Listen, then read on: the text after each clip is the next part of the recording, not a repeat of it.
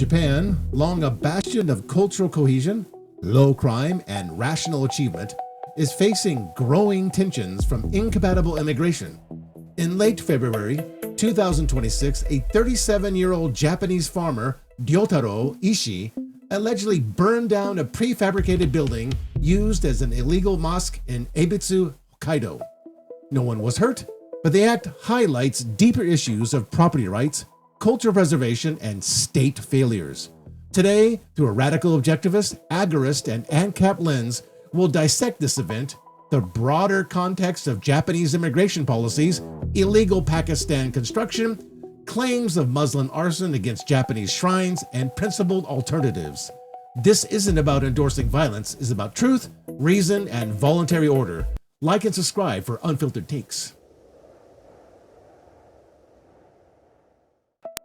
Let's start with verified facts. In Ebetsu, Hokkaido, a prefabricated structure in an urbanization control area where construction is heavily restricted was being used as a mosque by a local Pakistan Muslim community. Authorities and locals viewed it as illegal and unpermitted. Ryotaro Ishii, a farmer from nearby Chitose, was rearrested in June 2026 on arson charges for the February fire that completely destroyed an unoccupied building. He had prior arrests for attempting to burn nearby Pakistan-owned properties. Police investigations linked this to broader frustrations over illegal structures and cultural friction.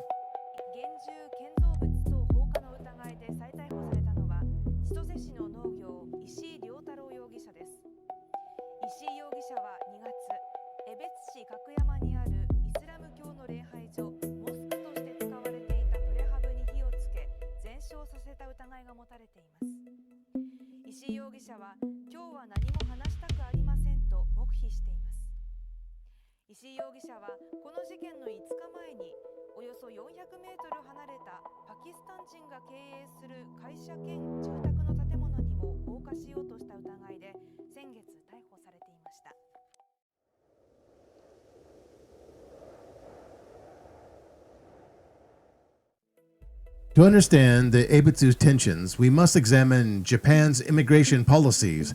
As of mid-2026, Japan maintains one of the most restrictive frameworks among developed nations, prioritizing temporary skilled or labor shortage workers over permanent settlement and cultural assimilation.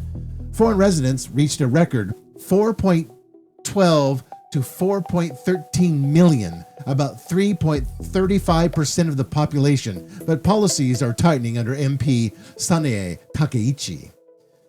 Key changes include a business manager visa capital requirement raised from 5 million to 30 million with new hiring and language rules. New applications down 96%. Stricter permanent residency and naturalization scrutiny, taxes, insurance, integration, effectively extending toward 10 years.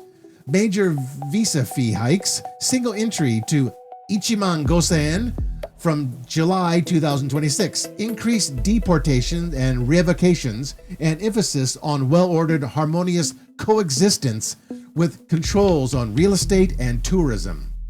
Refugee recognition remains extremely low, 0.2 to 1.4%. In Ebetsu, the Pakistan community grew rapidly, from dozens to over 200 by 225, tied to used car businesses and unpermitted builds in restricted areas, mirroring local flashpoints.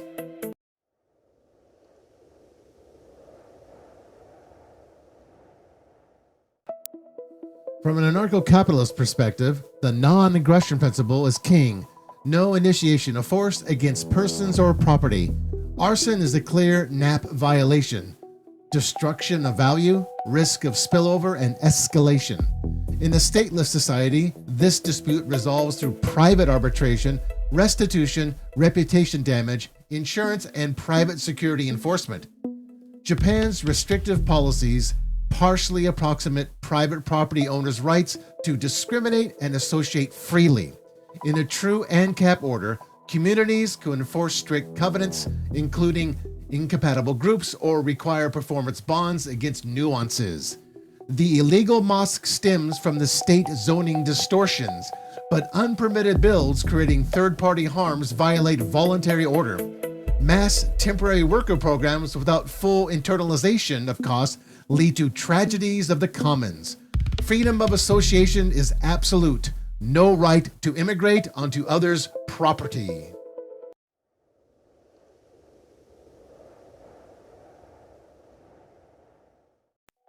Agorists focus on counter-economics, building voluntary markets outside state control. The mosque's unpermitted construction was gray market activity, bypassing red tape, but imposing costs on neighbors. Noise, traffic, cultural disruption isn't pure voluntary exchange.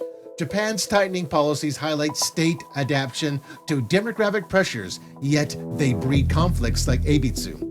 Agorist response prioritizes documentation, boycotts, parallel institutions, and reputation pressure over Arson, which invites crackdowns and strengthens the state.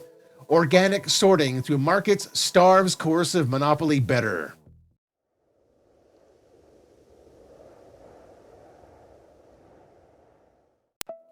Objectivism demands reason and rational self-interest.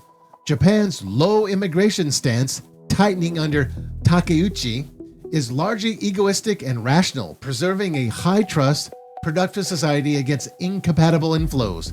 Orthodox Islam's faith-over-reason elements clash with Japan's secular rationality. Importing groups with integration risks is irrational altruism.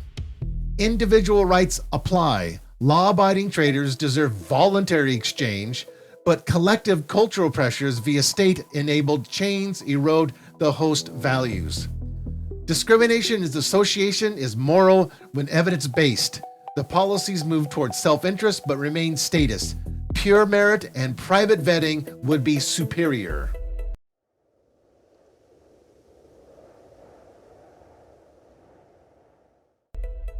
Online claims of widespread Muslim arson against Japanese shrines in 2026 remain largely baseless rumors. Multiple temple shrine fires occurred, but investigations point to other causes. Isolated vandalism causes highlight real ideological frictions. What's really happening? Is it just coincidence, by accident, or something more intentional? And online, especially on X, the conversation became really emotional. Some people on X are really blaming foreigners, and others are blaming Muslims, and others say people are overreacting. But at this moment, right now, truth is, we don't know.